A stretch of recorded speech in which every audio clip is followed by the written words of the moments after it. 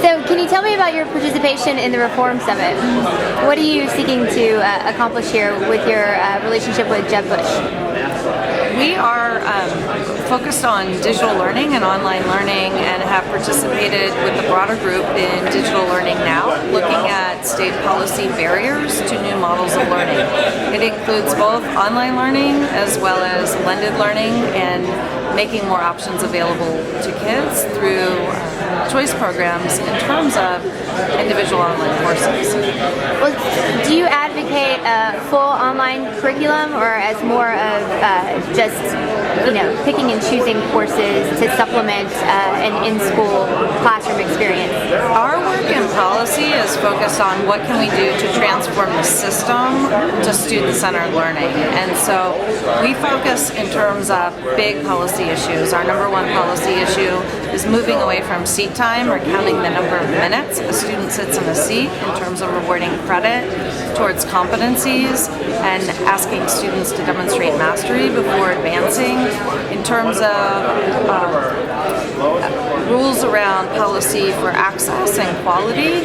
And so most of those issues around choosing digital content lay at the practice level. That's up to schools and districts to determine how to manage that so they're aligned to state standards at high levels. We're really focused on the overarching policies that help stand in the way of student-centered learning and personalization. So what kind of quality assurance measures do you have in place with testing students that are taking these courses online? Well, it's up to each of the 50 states to determine what kind of accountability frameworks they have in place.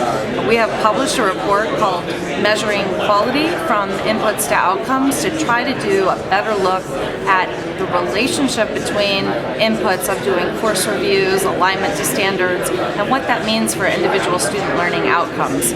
So we've identified performance metrics that focus on those outcomes, and we're looking for states to step up and set higher bars around accountability that do look at the success of students as related to classrooms, to programs, to districts, and to schools. But we need to get much more focused on measuring quality around those student outcomes. What do you think is the biggest change that needs to occur at the federal level in education? Well, so many of the federal policies are tied to time. You talk about accountability systems that are set up based on a student's birthday. They get a test once a year in April or May. It doesn't take into account benchmarking a student where they are when they come in. If they're several grade levels behind or even ahead, a student is stuck in a one-size-fits-all environment. And so federal policies really need to be examined to be more student-centered as well, so that we can fine-tune and unleash what states, what districts, and what school systems can do to help provide those personalized learning experiences for kids. How do you go about making those changes?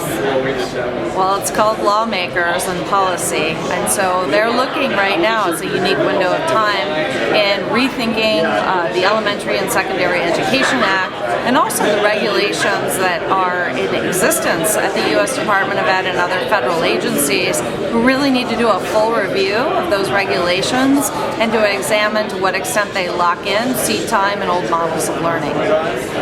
One last question. So Jeb Bush is obviously headlining this event. It's his organization. What do you think about the job that he's doing to make these reforms to the school system in America? Well, I wish more of the work was competency-based, and look forward to working with a broad group of stakeholders to ensure quality and help promote these new learning models. So you think Governor Bush is doing a good job?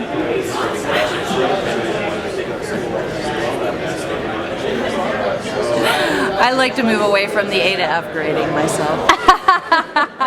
All right, fair enough. Thank you for your time. Thanks. Best of luck.